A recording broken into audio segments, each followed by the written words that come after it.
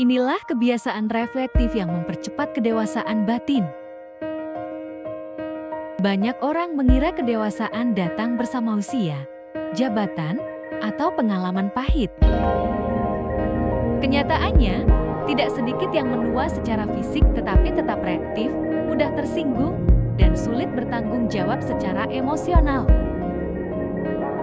Masalahnya bukan kurang pengalaman, melainkan minim refleksi. Kedewasaan batin tumbuh ketika seseorang berani berhenti sejenak, menengok ke dalam, dan jujur pada dirinya sendiri. Refleksi bukan kegiatan pasif, melainkan kebiasaan aktif yang menata ulang cara berpikir, merespons, dan mengambil keputusan. Pertama, membiasakan diri bertanya sebelum menyalahkan.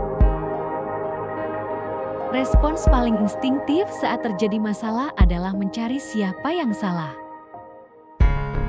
Refleksi dimulai ketika kamu menunda reaksi itu dan bertanya apa peranku dalam situasi ini.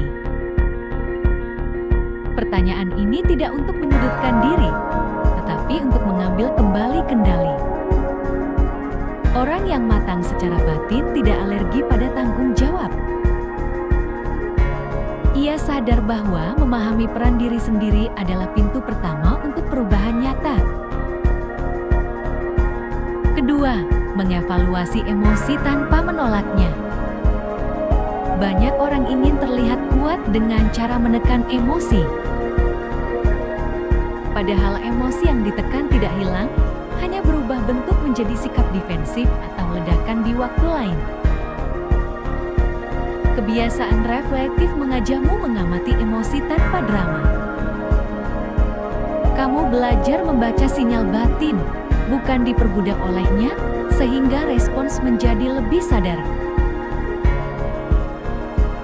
Ketiga, mengulas ulang keputusan, bukan untuk menyesal. Refleksi sering disalahartikan sebagai mengungkit masa lalu. Padahal esensinya adalah belajar, bukan meratapi. Orang yang dewasa batin berani meninjau keputusan lama dengan kepala dingin. Dari sini, pola kesalahan terlihat jelas. Bukan untuk menghukum diri, tetapi agar pilihan ke depan tidak diulang dengan cara yang sama. Keempat, menyadari pola reaksi yang berulang. Kedewasaan batin tumbuh cepat ketika kamu mulai mengenali pola. Situasi berbeda, tetapi reaksinya sama. Tersinggung pada hal tertentu, defensif pada kritik tertentu.